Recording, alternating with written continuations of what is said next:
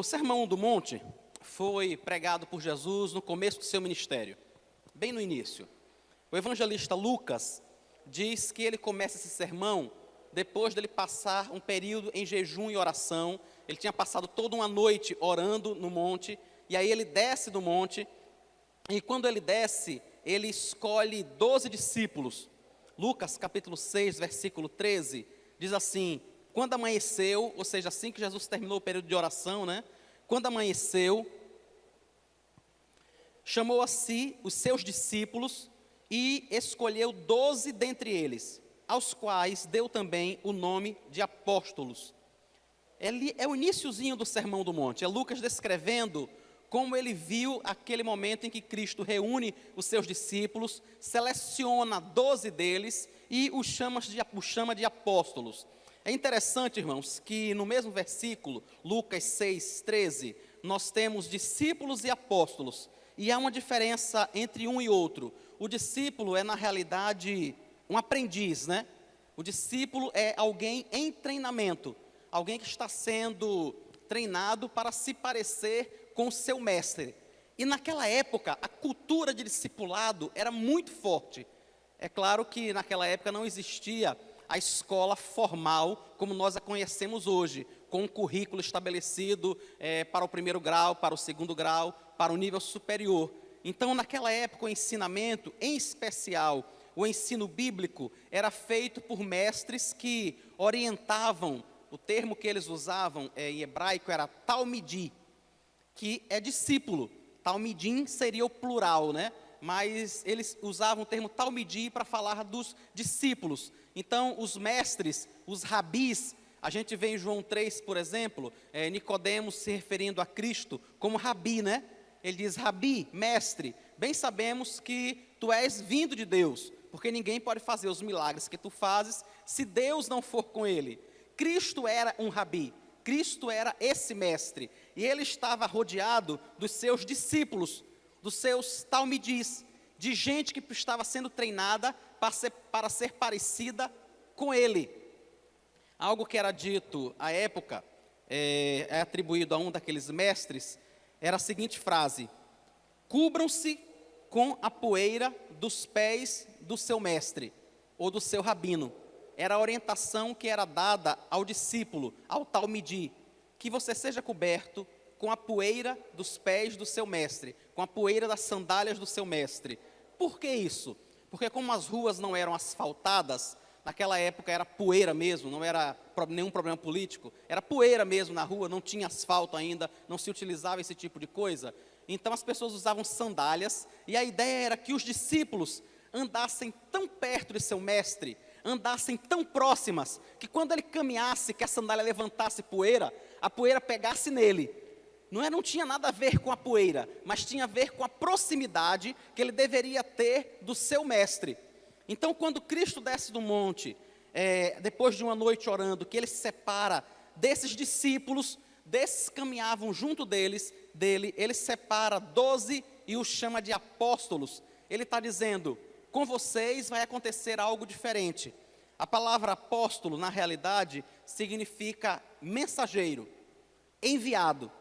Vejam que interessante, né? Então, na realidade, Jesus reúne ao seu redor discípulos, pessoas que estão, na realidade, pegando a poeira de suas sandálias, caminhando passo a passo com ele. São essas pessoas que, aprendendo com ele, se tornam agora mensageiros dele.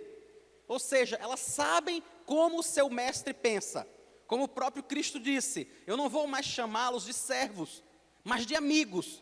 Porque o servo não sabe qual é a vontade do seu Senhor, não sabe o que ele pensa. Mas Jesus diz: eu vou chamar vocês de amigos.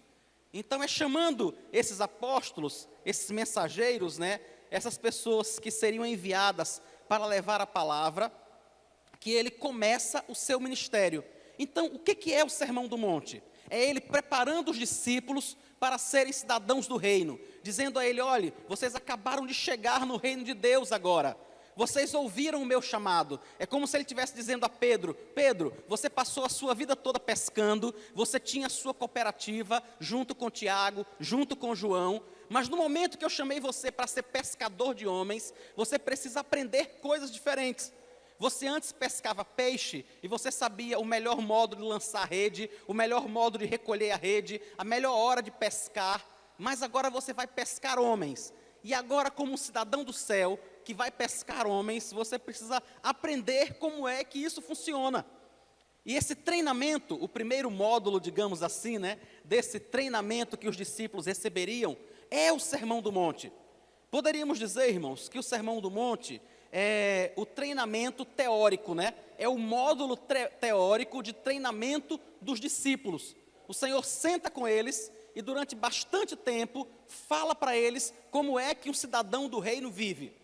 Como é a vida de alguém que está caminhando para o céu, que nasceu de novo e que recebeu o Espírito Santo. A parte prática, como acontece ainda hoje, vai acontecer depois da parte teórica. Depois desse momento do Sermão do Monte, então é que Cristo passa o treinamento prático dos apóstolos, eles são enviados e o Senhor diz a eles, olha, vão, como vocês receberam de graça ofereçam, não cobrem nada de ninguém, não vendam lenço com seu suor, não vendam rosa ungida vinda de não sei de onde, não vendam sabonete, não vendam nada. Da mesma forma que você recebeu de graça você oferte. E o que Cristo diz é, entre na cidade, cure os enfermos, pregue a palavra, expulse os demônios. Eles estão agora fazendo a parte prática do seu treinamento. E aí eles voltam, animados, empolgados, e dizem, Senhor, até os demônios se submetem à nossa palavra.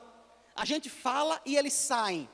Jesus olha para eles e diz, olhe, entendam uma coisa, não se alegrem tanto, porque os demônios se submetem às suas palavras. Não se alegrem tanto pelos milagres que vocês viram acontecer, mas alegrem-se, porque o nome de vocês está escrito no livro da vida.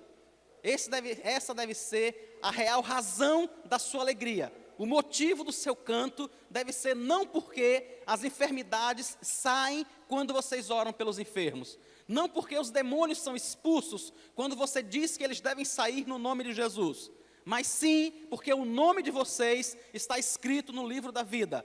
Vocês devem se alegrar sim, porque vocês são felizes. Vocês devem se alegrar verdadeiramente, porque vocês são cidadãos do reino dos céus. A fonte da alegria e da felicidade de vocês não está em outra coisa, senão na sua relação com Deus. É isso que o Senhor quer dizer. E ele já começa, irmãos, no Sermão do Monte, falando sobre as bem-aventuranças, os primeiros 12 versículos de Mateus 5. O que ele está querendo dizer para os discípulos é, parem de procurar felicidade em alguma coisa externa. Pare de procurar felicidade numa boa faculdade. Pare de procurar felicidade em poder trocar de carro e comprar o carro que você quer. Pare de procurar felicidade em adquirir patrimônio, em conseguir saúde, em conseguir um casamento. Pare de procurar felicidade onde você não vai achar. A felicidade está em você conhecer a Deus. Essa é a verdadeira felicidade. O seu nome está escrito no livro da vida. E nem a morte, nem a vida, nem os anjos, nem os principados, nem as potestades, nem as lutas, nem as reprovações do vestibular, nem as doenças, nem a saúde, nem o que você consiga de bom ou te aconteça de ruim, nada disso pode mudar esta verdade. O seu nome está escrito no livro da vida. Essa é a fonte da verdadeira felicidade, irmãos. Buscar felicidade em outro lugar é andar correndo atrás do vento. Nada mais. Eu acho que eu e você já experimentamos isso em algum momento. Quando, por exemplo, a gente tenta colocar a fonte da nossa felicidade do nosso cônjuge. E a gente olha para ele e diz, você precisa me fazer feliz. Ele não vai conseguir. Não coloque isso sobre os ombros dele. Ele não vai conseguir te fazer feliz. Se você não estiver feliz por estar em Cristo, se você não tiver encontrado satisfação e contentamento em conhecer ao Senhor, em saber que Ele caminha com você, em saber que você está indo para o céu, se você não encontrar felicidade, contentamento e alegria nisso, o seu cônjuge nunca vai conseguir te fazer sorrir. Isso não existe, não tem como. Não tem como a gente colocar a responsabilidade da nossa felicidade nos nossos pais, no nosso emprego, na nossa profissão, Quantas pessoas trabalham desesperadamente? E existe até um termo para designar essas pessoas, né? Workaholic. Ou seja, gente desesperada por trabalho, achando que na realidade vai encontrar contentamento em produzir, em ser elogiado, em ver o seu nome numa placa, em ver o seu nome no mural, funcionário do mês. E aí ele acha que vai encontrar felicidade naquilo. E aí ele se mata para trabalhar cada vez mais, e nunca consegue. Porque na realidade, irmãos, como Cristo disse àqueles discípulos, se alegre, porque o seu nome está escrito no livro da vida. Se isso não for a base da sua felicidade, nada mais vai ser. Todo o resto vai ser passageiro. Toda e qualquer coisa. As conquistas, elas vão te causar uma certa alegria por um momento. Daqui a pouco você precisa de mais. Você vai precisar de uma outra conquista. Você vai precisar de uma coisa maior. Você vai precisar dar um outro passo. E aí no começo, pode ser que você se contente com a aprovação no vestibular, naquele curso que você queria. Mas depois que terminar aquele curso, já passou, e você precisa de um mestrado. Mas não de um mestrado qualquer. Você precisa de um mestrado naquela universidade. E aí quando você termina, você precisa da amizade daquele doutor que tem naquela universidade, que é quem pode te orientar no seu doutorado. E aí vai, isso não tem fim, não tem fim. Porque buscar felicidade fora do contentamento em Cristo é simplesmente correr atrás de vento. E acabou. Não tem outro jeito, não tem outra opção. Eu e você precisamos encontrar verdadeiro contentamento no Senhor. Se a gente encontrar, irmãos, pode até ser que a gente esteja doente. E a doença não é nada bom. É ruim, dói, incomoda, machuca, limita algumas vezes. Mas se eu encontrei contentamento e alegria em Cristo, eu vou conseguir estar em paz. Eu vou conseguir cantar como a gente cantou agora há pouco, o hino de número 108. O moço que escreveu esse hino perdeu toda a sua família no navio. Toda a sua família, toda ela. E depois de sepultar no mar, mulher e filhos, ele canta: se paz a mais doce me deres gozar. Ele está na realidade dizendo: eu não sei o que vai vir, Pai. Eu não sei o que vai vir. Pode ser que o Senhor me permita sofrer muita dor. Mas ele diz: eu sou feliz com Jesus. Entenderam?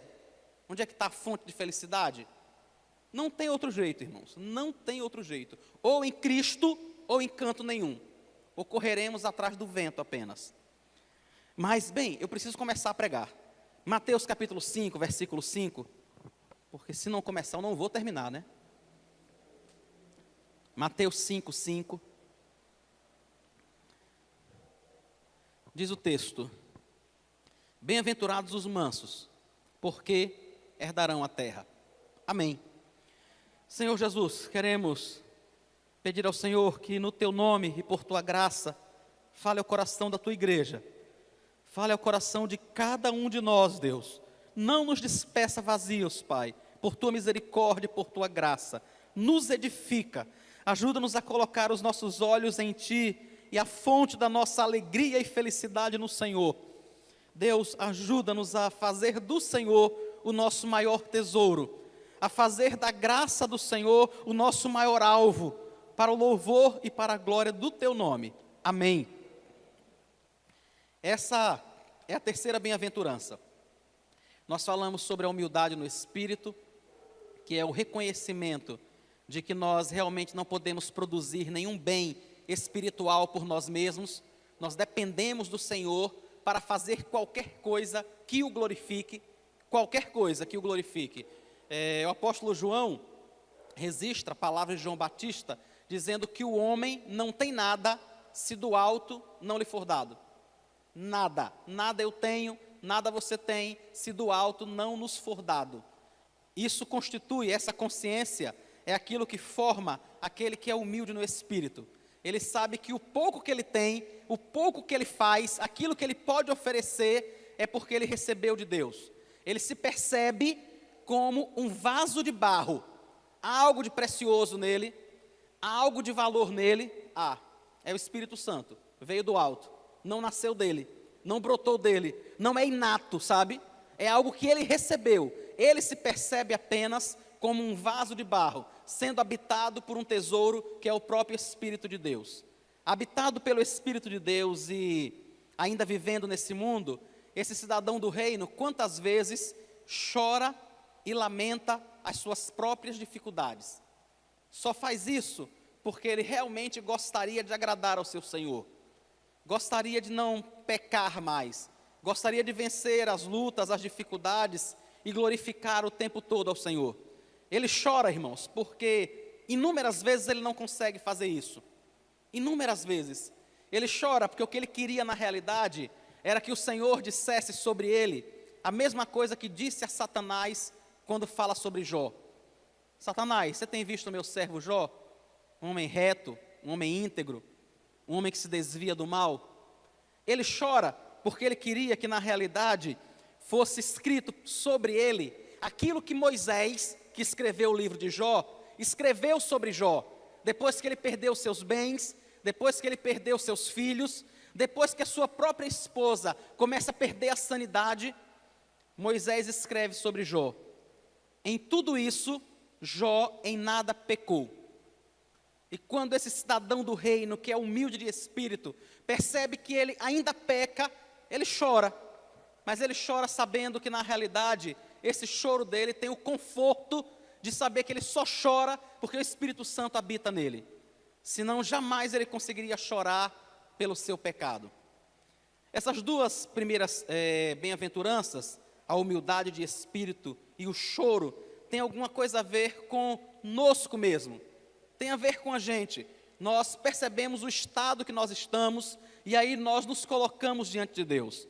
A terceira bem-aventurança, quando ele fala sobre bem-aventurados serem os mansos, ele está falando na realidade de uma relação do cidadão do reino com alguma coisa externa. E essa relação do cidadão do reino acontece entre ele e Deus e entre ele e o próximo.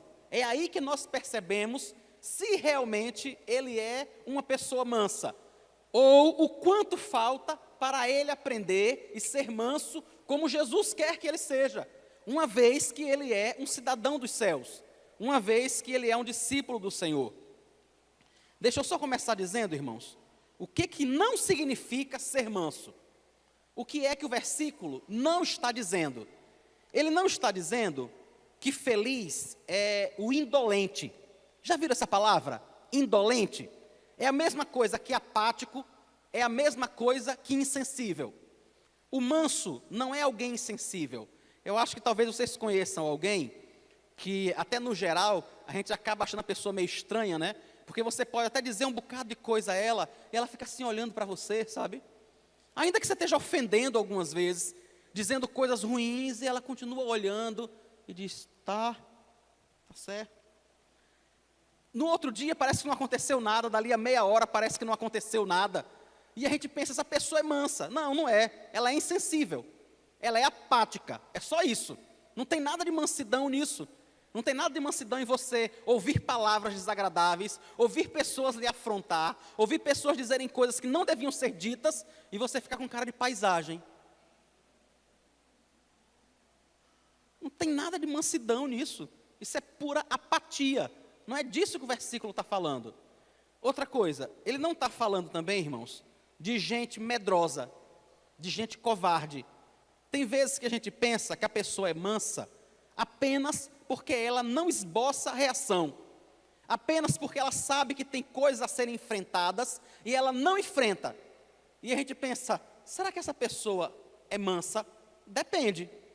Por exemplo, se ele precisa enfrentar essas coisas para que Deus seja glorificado, para que o pecado seja evitado, e ele não enfrenta, ele não é manso, ele é só covarde.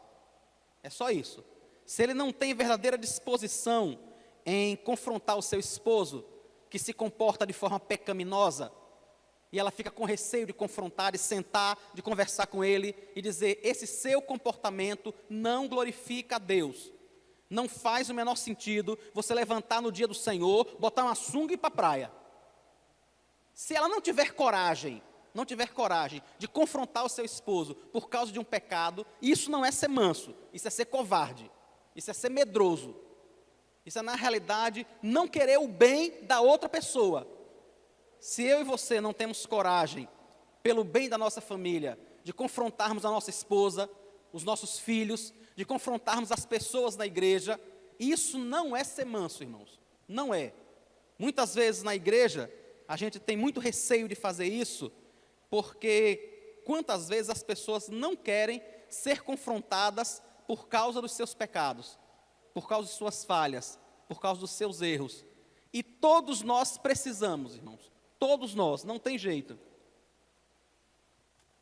E quando não fazemos isso, não é porque somos mansos, é porque somos covardes, é porque somos adoradores da nossa própria imagem. A gente não quer confrontar a pessoa para ela não ficar chateada com a gente. A gente não quer ajudar a pessoa a perceber o pecado dela para ela não começar a fazer cara feia para a gente. A gente não quer confrontar a pessoa com medo dela deixar a igreja. Simplesmente por isso, com medo dela deixar a igreja. Irmãos, eu não quero que ninguém deixe a igreja.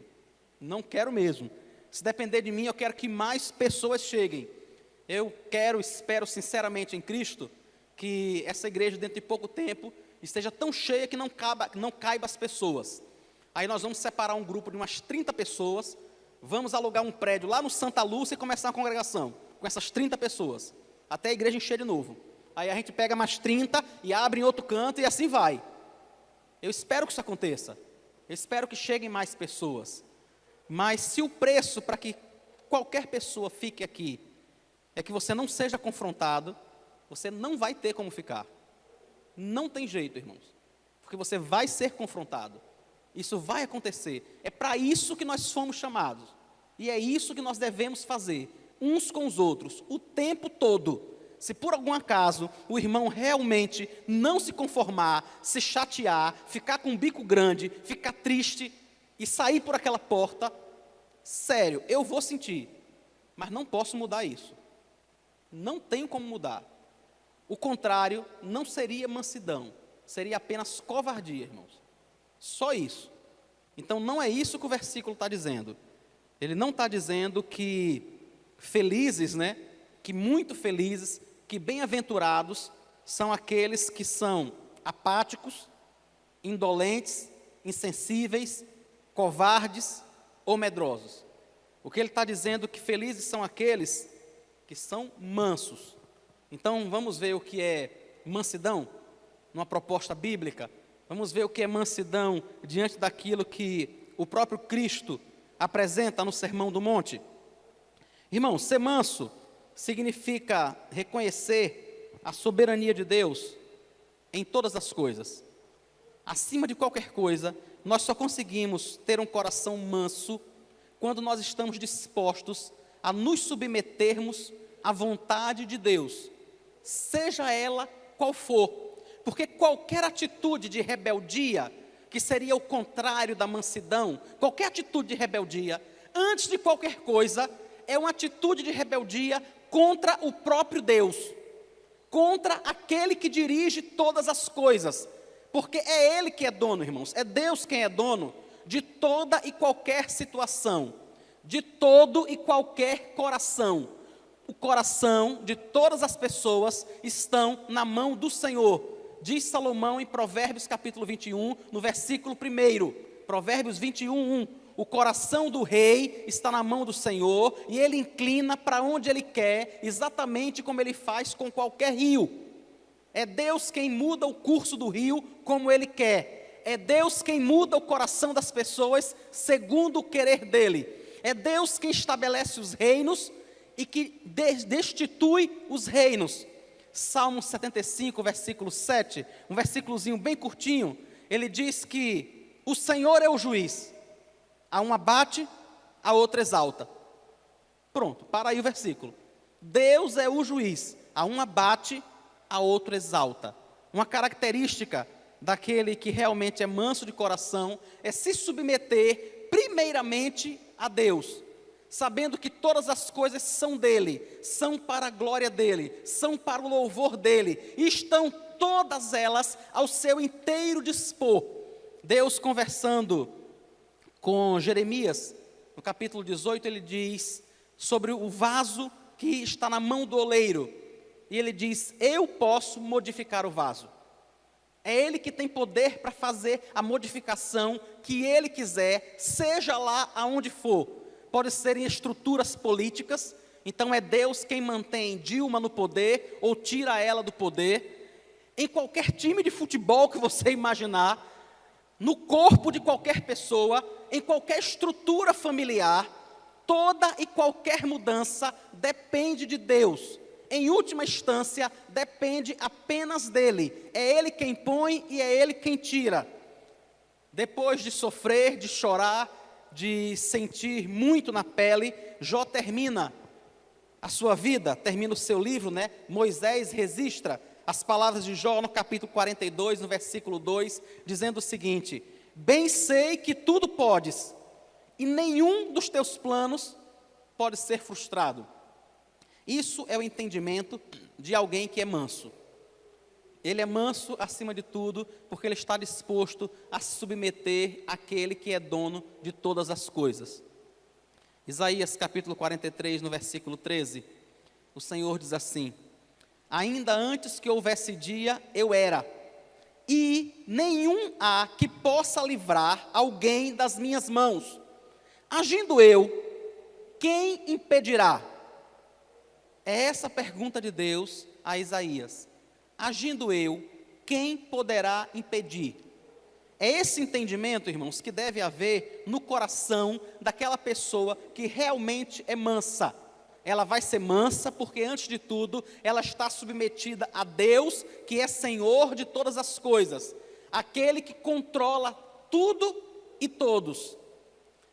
Tem um livro da editora presbiteriana chamado Cartas de Calvino. São cartas que ele trocou com diversas pessoas ao redor do mundo. Em uma dessas cartas, ele escreve para um amigo dele e ele diz: eu tenho enfrentado dias difíceis e tristes. Fulano de tal tem me acusado de coisas que eu nunca fiz.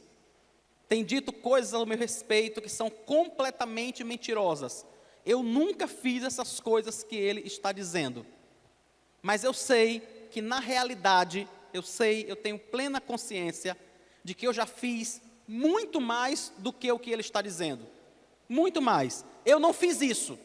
A acusação que ele está fazendo realmente é falsa. Eu não fiz isso. Mas eu fiz muito mais. E por isso eu não preciso estar discutindo com ele. Porque eu sei que na realidade quem me acusa é o próprio Senhor.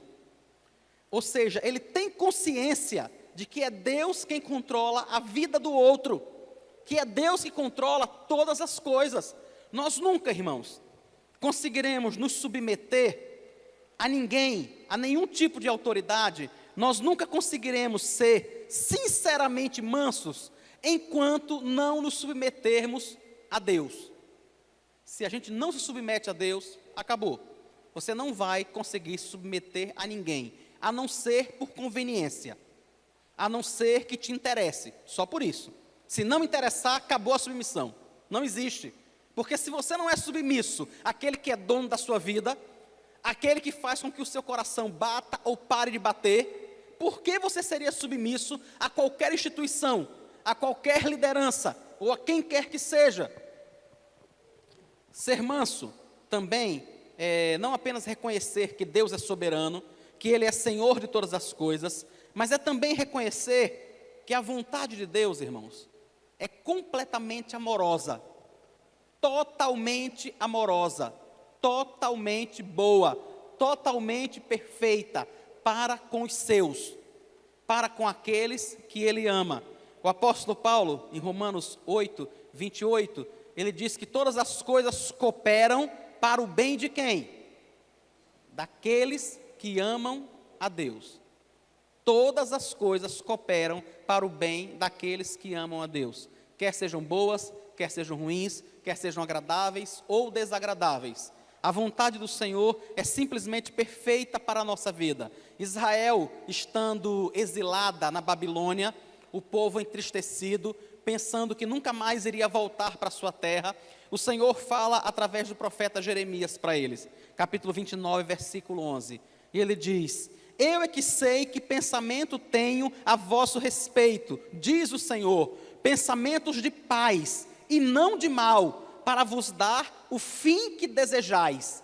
É isso que o Senhor pensa a seu respeito e a meu respeito. Pessoas que servem a Ele, pessoas que foram chamadas pelo seu propósito. O pensamento dele sobre nós, irmãos, não é de maldade, mas muito do contrário, é sentimento de amor, de cuidado por mim e por você.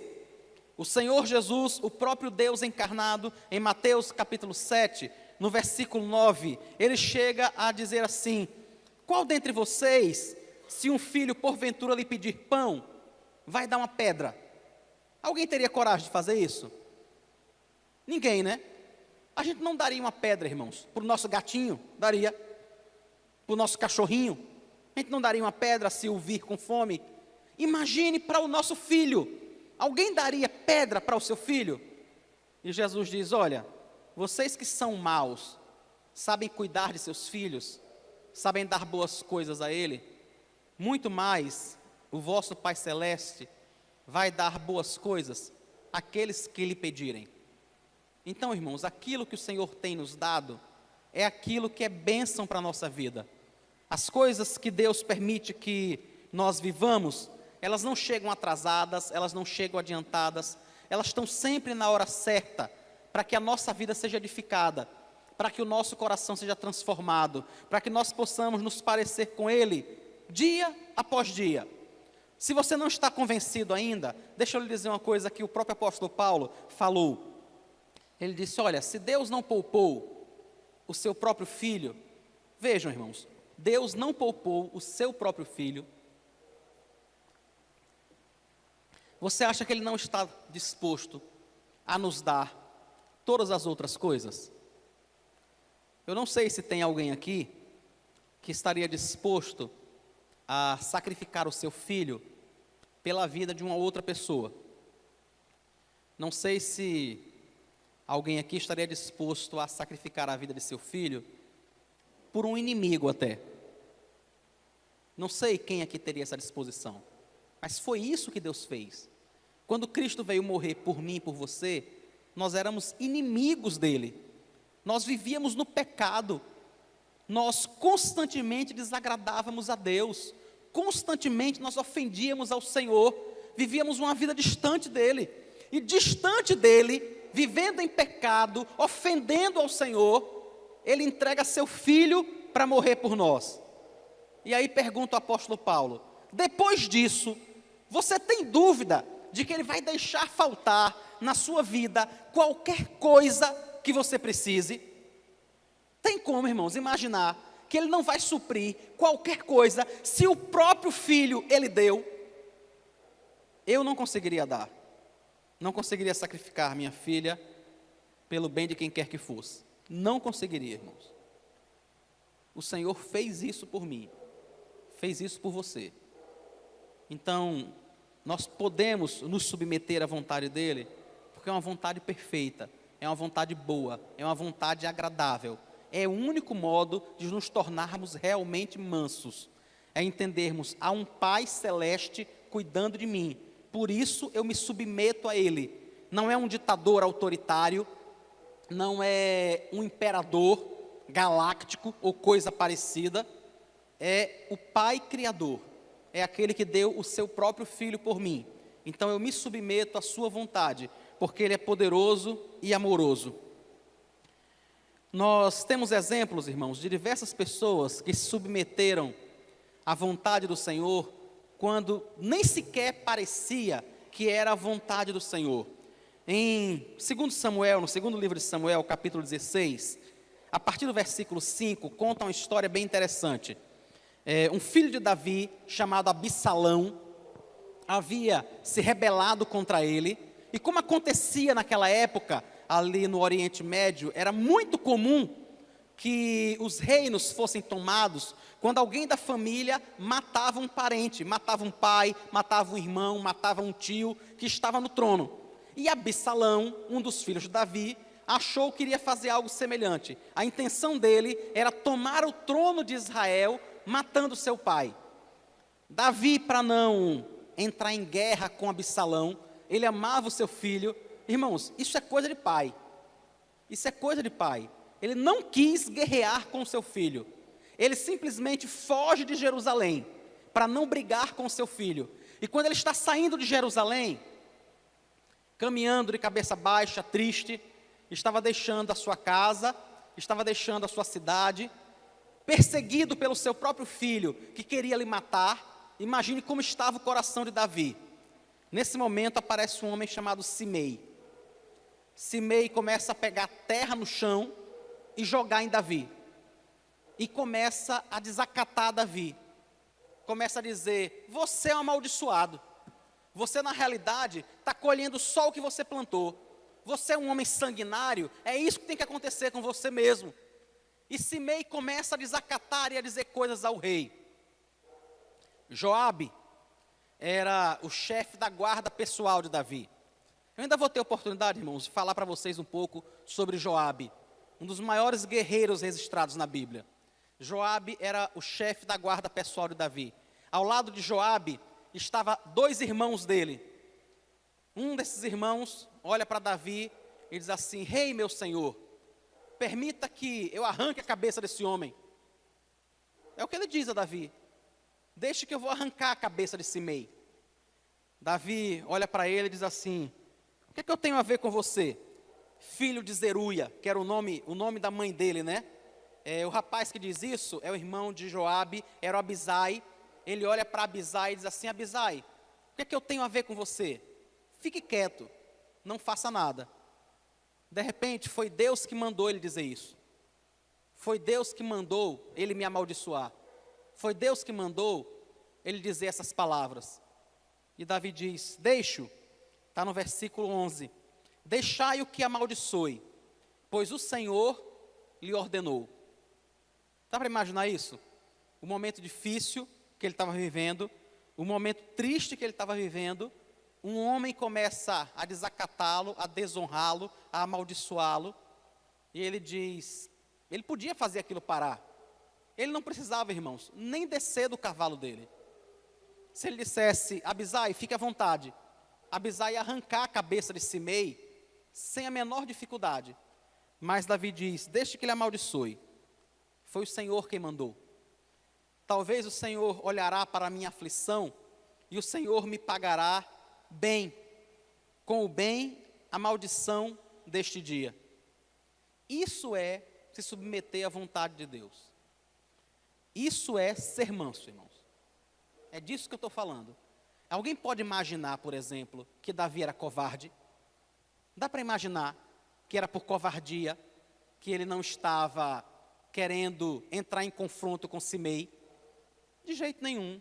Abisai podia fazer isso, e se Abisai não fizesse, o próprio Davi poderia fazer. Davi era um grande guerreiro, irmãos. Pra vocês terem uma ideia, no dia que Saul ofereceu a filha dele para Davi casar, Davi tinha que pagar um dote. Ele não tinha dinheiro, ele não podia pagar esse dote.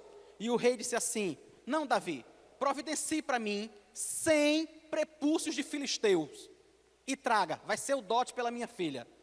Sabe o que Davi fez? Ele trouxe 200. Davi, naquele momento, ele não estava discutindo, ele não estava brigando com Simei.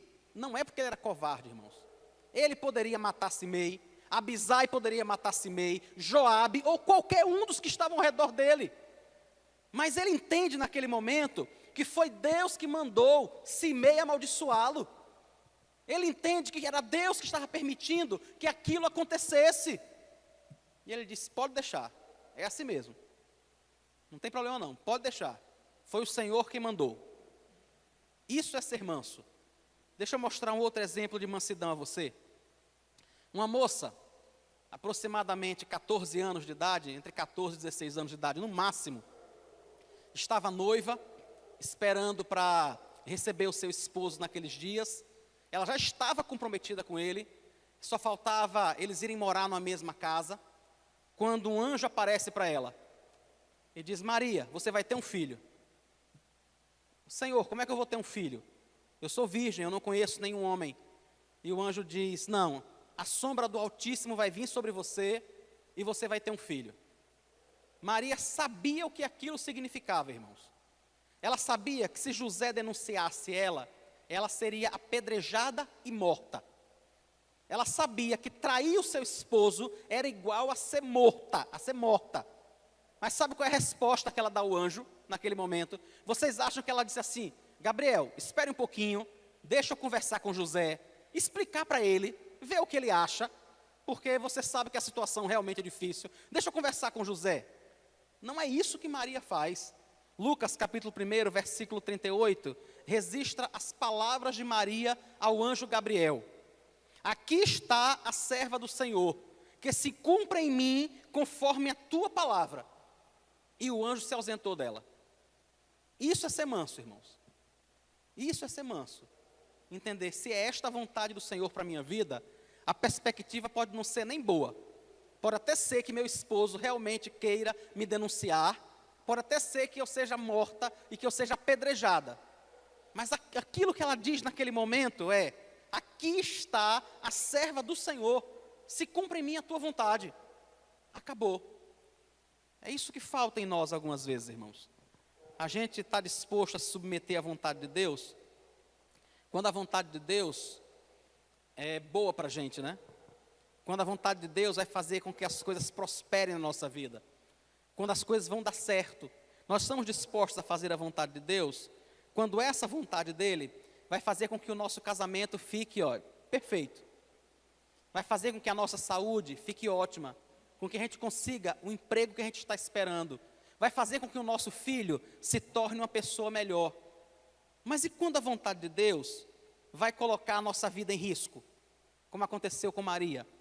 Quando a vontade de Deus vai fazer com que alguém ande caminhando perto da gente, jogando areia na gente e nos amaldiçoando? Nessa hora, a gente sabe se realmente nós somos mansos, sabe, se nós realmente estamos dispostos a nos submetermos, ou se a gente está disposto a dizer: dê licença, vai ser assim não, eu sou crente, mas eu não sou besta. Você está confundindo, está trocando as coisas. É aí que nós avaliamos como realmente está o nosso coração. O próprio Cristo se comportou dessa forma. Irmãos, Jesus nunca deixou de ser Deus. Nunca, em momento nenhum, em hora nenhuma, Ele deixou de ser Deus. Ele sempre foi Deus, desde toda a eternidade. E será Deus por toda a eternidade. Nunca deixou, apesar de estar em forma humana, de assumir um corpo humano, Ele nunca deixou de ser Deus. No momento mais angustiante de sua vida, Ele mostrou o quanto Ele era manso. Ele se curva diante do Senhor, no jardim do Getsemane, chorando, angustiado, como eu acho que você nunca esteve. A angústia de Cristo, a tristeza em seu coração, era tão grande, que de alguma forma, Ele suou sangue. Você já passou por isso? Eu nunca, nem perto. A angústia, a tristeza no coração dele, irmãos, não era teatral, era real, era verdadeira. Ele estava sentindo a iminência da morte, ele iria pagar o preço dos nossos pecados. Naquele momento, ele iria assumir o pecado de todos nós por ele. O pecado de todos os eleitos estaria sobre ele, e ele sabia o que aquilo representava, e ele chora, e ele se entristece, e ele se angustia verdadeiramente. Não era uma encenação, era de verdade. No meio de toda essa angústia, a única coisa que ele diz ao Senhor, Mateus capítulo 26, versículo 39, meu Pai, se possível, passe de mim este cálice. Todavia, não seja como eu quero, e sim como tu queres. Se for vontade do Senhor, que o Senhor passe de mim esse momento difícil que eu estou vendo se aproximar, a dificuldade que eu percebo que vai acontecer na minha vida. Se for vontade do Senhor, por favor, me cure. Se for vontade do Senhor, sare. Se for vontade do Senhor, restaure. Mas aquele que é um cidadão do reino, aquele que é manso, ele vai terminar dizendo como Jesus: Todavia, não seja feito como eu quero, mas como o Senhor quer, dessa forma. O apóstolo Paulo escreve aos Coríntios, na sua primeira carta, e questiona a mansidão daqueles irmãos. Capítulo 6, primeira carta aos Coríntios, capítulo 6, os irmãos estavam brigando na igreja, os irmãos estavam se desentendendo, era um arrastando o outro para o tribunal. Dá para imaginar um negócio desse? Um irmão processando o outro na justiça.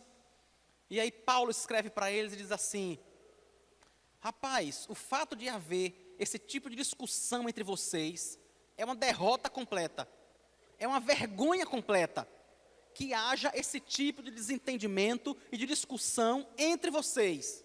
Aí Paulo diz, só o ter discussão já é sinônimo de derrota, ainda mais quando você arrasta o outro irmão aos tribunais, ainda mais quando você arrasta o irmão para a justiça comum, isso é mais vergonhoso ainda.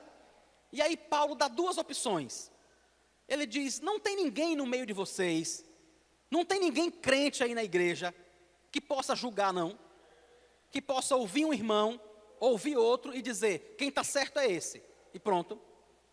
Será que não tem ninguém no meio de vocês que possa fazer isso? Essa é a primeira proposta de Paulo.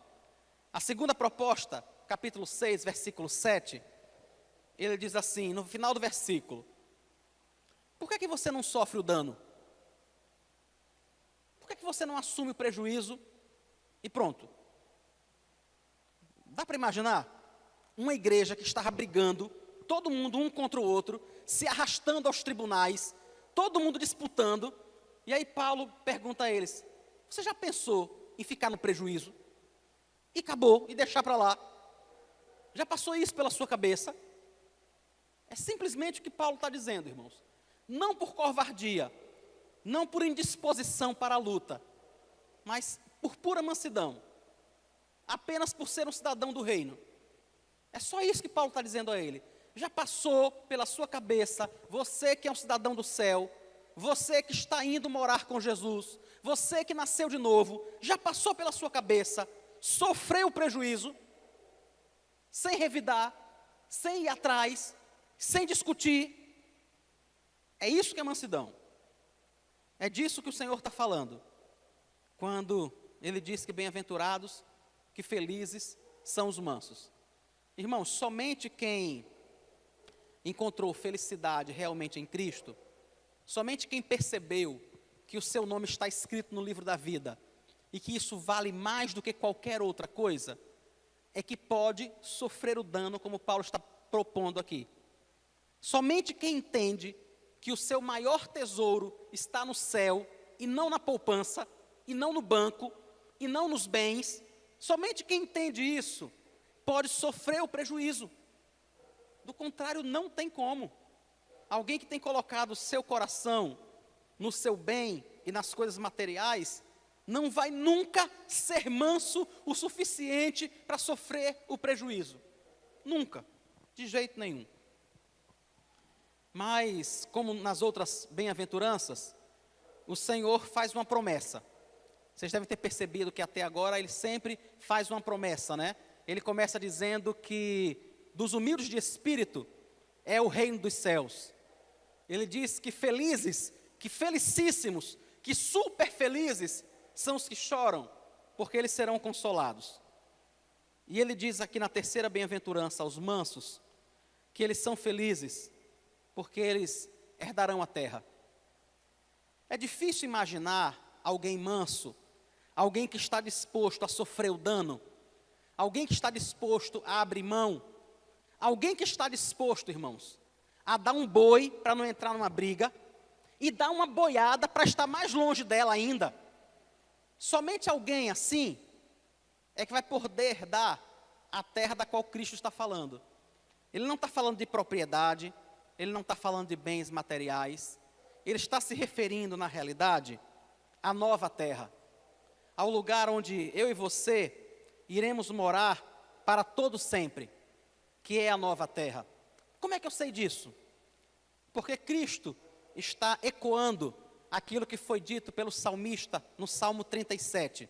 Se você puder abrir a sua Bíblia, Salmo 37, versículo 9.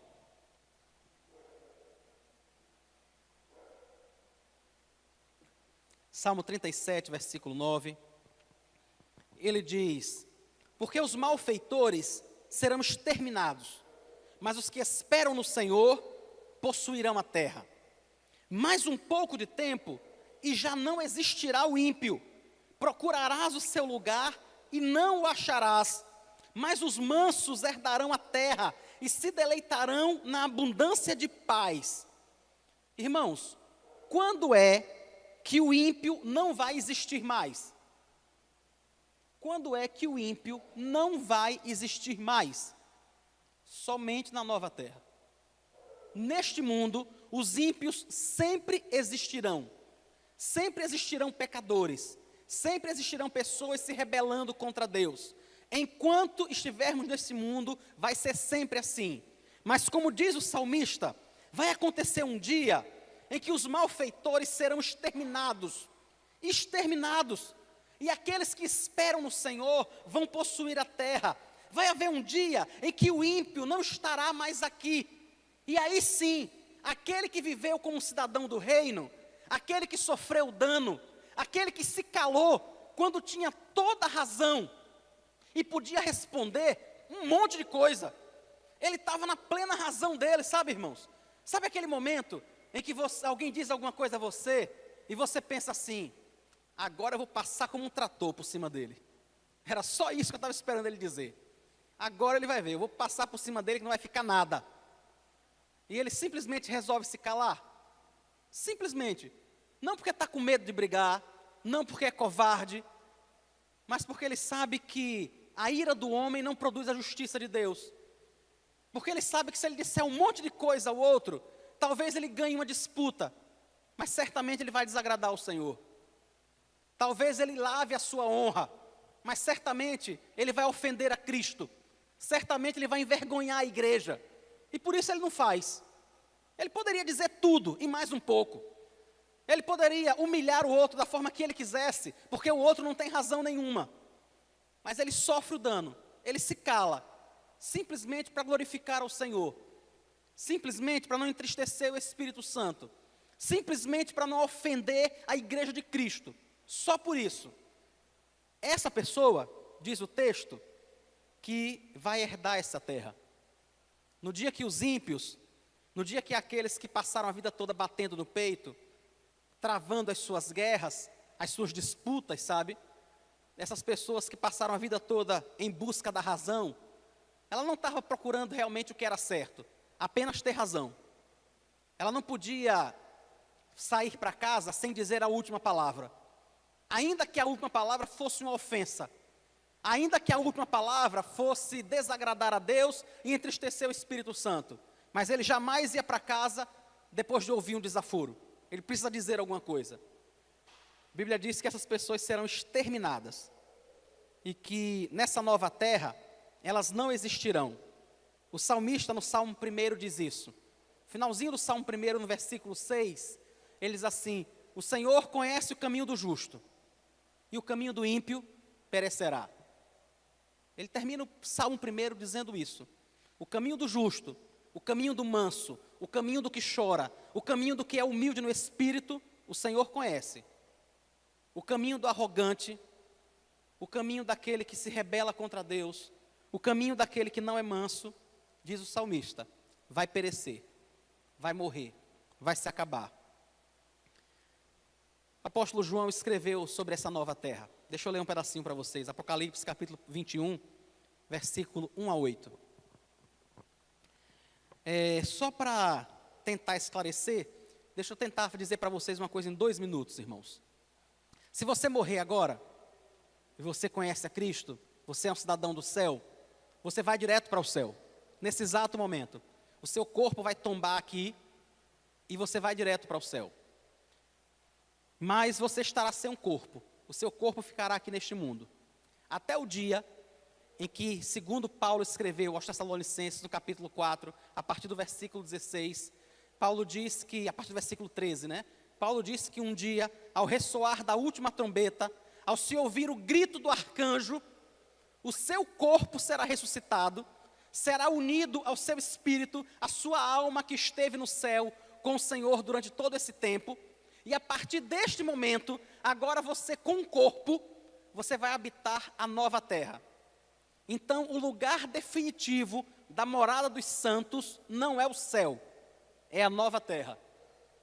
É desse lugar que Jesus está dizendo, em Mateus 5,4, quando ele diz que são bem-aventurados os mansos, porque eles herdarão a terra. Ele está falando no período pós-ressurreição, quando o seu espírito que estava no céu, desde o momento em que você morreu, se junta ao seu corpo, que vai ser ressuscitado no momento em que Cristo voltar, e você estará para todo sempre nessa nova terra. É desse lugar que Cristo está falando, e é deste lugar que João escreveu em Apocalipse capítulo 21, versículo 1. Vi novo céu e nova terra, pois o primeiro céu e a primeira terra passaram, e o mar já não existe. Vi também a cidade santa, a nova Jerusalém, que descia do céu, da parte de Deus, ataviada como noiva adornada para o seu esposo. Então ouvi grande voz vinda do trono, dizendo: eis o tabernáculo de Deus com os homens, Deus habitará com eles, eles serão povos de Deus, e Deus mesmo estará com eles, e lhes enxugará dos olhos toda lágrima. Foi a promessa que ele fez aos que choram, e lhes enxugará dos olhos toda lágrima, e a morte já não existirá, não haverá luto, nem pranto, nem dor, porque as primeiras coisas passaram. E aquele que está sentado no trono disse: eis que faço nova todas as coisas, e acrescentou: escreve, porque estas palavras são fiéis e verdadeiras. Disse-me ainda: tudo está feito, eu sou o alfa e o ômega, o princípio e o fim. Eu, a quem tem sede, darei de graça da fonte da água da vida. O vencedor, o cidadão dos céus, o cidadão do reino de Deus, o discípulo, aquele que é manso de espírito, aquele que chora pelos seus pecados, aquele que é humilde, o vencedor herdará estas coisas, e eu lhe serei Deus, e ele me será filho. É essa a promessa do Senhor àqueles que são mansos. É dessa nova terra que ele está falando. É por isso que vale a pena, irmãos. Vale a pena, sabe, perder uma disputa. Vale a pena, em algum momento, abaixar a cabeça, mesmo quando você não precisava fazer isso. Vale a pena tomar prejuízo, mesmo quando você sabe que tem 1 milhão de documentos em sua mão, que lhe dão todo o direito do mundo, e que você poderia requerer o seu direito em qualquer tribunal deste país. Vale a pena, sabe? Quando você olha para isso aqui, quando você entende que o próprio Cristo vai enxugar de seus olhos toda lágrima, quando você entende que você vai herdar os novos céus, nova terra, onde habita a paz, onde habita a justiça, vale a pena. Você consegue engolir o sapo, você consegue engolir a humilhação, sabe? Você consegue engolir aquelas coisas que as pessoas dizem, e que a gente ouve uma e tem vontade de dizer 10. Nessa hora, comece a pensar na nova terra, comece a pensar na promessa, comece a recitar para você mesmo, Mateus 5,4. Enquanto a pessoa estiver dizendo, comece a dizer para você mesmo: bem-aventurados são os mansos, e eu vou herdar a terra. É assim mesmo, eu vou herdar a terra. É isso que eu e você precisamos fazer. Você pode dizer: pastor, tem jeito de eu ser manso? Não. Tem jeito não. O meu temperamento não permite isso de jeito nenhum. E eu preciso dizer a você que isso não tem nada a ver com seu temperamento. Isso tem a ver com a sua relação com Deus. É só isso. Eu sei que tem pessoas que têm um temperamento mais calmo. Eu sei que tem pessoas que têm um temperamento mais agitado. Eu sei que tem pessoas que têm um temperamento explosivo. Eu sei disso. Eu sei que tem pessoas que são tão explosivas que, para não viverem jogando pedra nos outros, tem que tomar alguma coisa. De tão explosivo que é. Eu sei que tem isso mesmo. Eu não estou duvidando disso. O que eu estou dizendo é que a mansidão, escrita por Cristo em Mateus 5,4, não tem a ver com o temperamento. Tem a ver com a relação com Deus. Se você conhece a Cristo, se você nasceu de novo, você está disposto a ser manso, não porque o seu temperamento permite, mas porque o Espírito Santo habita em você. E outra coisa, você pode aprender isso. Foi isso que Cristo falou em Mateus capítulo 11, nos versículos 28 e 29. Ele diz: vinde a mim, todos os que estáis cansados e sobrecarregados, e eu vos aliviarei. Tomai sobre vós o meu jugo e aprendei de mim, porque sou manso e humilde de coração, e achareis descanso para a vossa alma. Talvez você já esteja cansado de não ser manso.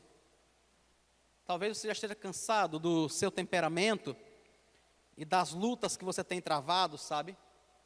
E das guerras que você tem lutado dia após dia para tentar estabelecer a sua vontade, tentar estabelecer o seu reino, estar sempre por cima, nunca ser humilhado. E eu sei o quanto você já percebeu como isso é fútil, como isso é passageiro, sabe? Por 10 minutos, você sai cantando vitória. Daqui a pouco você só percebe o quanto você é vazio, o quanto você é parecido com aquele que fez aquela coisa. A mesma coisa. Às vezes a imagem que me vem na cabeça é de um cavalo dando um coice em alguém. E a gente não imagina aquele alguém ficando de 4 e tentando dar um coice no cavalo. A gente imagina isso? De jeito nenhum, né? Porque cavalo é cavalo, cavalo dá coice. Gente não dá coice.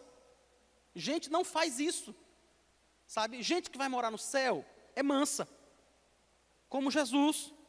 O que eu quero dizer é, se volte para Cristo, sabe? Se você tem percebido que você não tem conseguido ser manso, seja lá por qual motivo for, algumas pessoas não conseguem ser mansas, porque dizem: pastor, o senhor não conhece os meus filhos, são endiabrados. Se o senhor os conhecesse, o senhor ia saber porque é que eu não posso ser mansa. O senhor ia saber disso. Se o senhor conhecesse como o meu esposo é, o senhor não ia dizer que eu tenho que ser mansa. Se eu abaixar a cabeça, acabou. Eu não posso baixar a cabeça em momento nenhum. Eu não posso vacilar a hora nenhuma. O senhor não conhece meu esposo. O senhor não conhece minha esposa. Se eu não disser a última palavra, ela vai se acostumar. E vai me humilhar dia após dia, constantemente. E o tempo todo. O senhor só está dizendo isso aí porque o senhor não sabe a vida que eu vivo. Se o senhor estivesse no meu lugar, talvez o senhor não estivesse mandando eu ser manso. Irmãos, eu não estou mandando você ser manso. Eu estou dizendo que se você é um cidadão do céu, você vai ser manso. Porque o Espírito Santo vai produzir isto em seu coração. Se você não tem conseguido viver dessa forma, se aproxime de Cristo. Se volte para Ele, como Ele mesmo disse. Aprenda com Ele, que é manso e humilde de coração. É o único modo de você encontrar descanso para a sua alma. É o único modo. Não adianta gritar, espernear, guerrear, tentar se expor, elevar a voz, como se a elevação da voz desse força ao argumento. De jeito nenhum. Quem disse que um argumento gritado fica mais forte, só porque o tom de voz foi elevado? Desde quando? O único modo de realmente nos tornarmos pessoas mansas é nos voltarmos para o Senhor. Quando a primeira vez, irmãos, que eu li sobre esse versículo, estudei um pouco sobre ele, foi há uns 7 ou 8 anos atrás. E hoje, essa semana, né, eu voltei a pegar esse livro no qual eu tinha estudado isso. E aí eu lembro que, na parte quando ele comenta sobre ser manso, eu lembro que naquela época, 7, 8 anos atrás, eu escrevi assim no livro, está lá escrito até hoje: ser manso, segundo a proposta bíblica e a interpretação desse autor, é quase impossível. Eu abri o livro esse dia e estava vendo aquilo que eu escrevi há 7 ou 8 anos atrás. E é esse sentimento, irmãos, que eu continuo até hoje. Eu não vou conseguir ser manso o suficiente, como este versículo está dizendo, Mateus 5,4, se depender de mim, sabe, se for pelo meu próprio esforço, se for eu tentando me superar. Mas eu vou conseguir isso se todo dia eu me colocar diante do Senhor e pedir graça a Ele. Se todo dia eu me ajoelhar e disser: Jesus, me ensina a viver como cidadão do céu, me ensina a viver como alguém que conhece ao Senhor, aí sim, nós vamos conseguir ser mansos. Do contrário, isso não vai acontecer. Que o Senhor nos abençoe.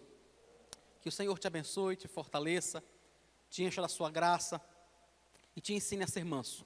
Vamos orar, irmãos. Senhor Jesus, muito obrigado, Deus, porque apenas pelo Teu Espírito Santo nós podemos ser mansos. Apenas pelo Teu Espírito, Senhor, nós podemos nos controlar para não respondermos a tantas vezes que somos desacatados. Apenas pelo Teu Espírito, Senhor.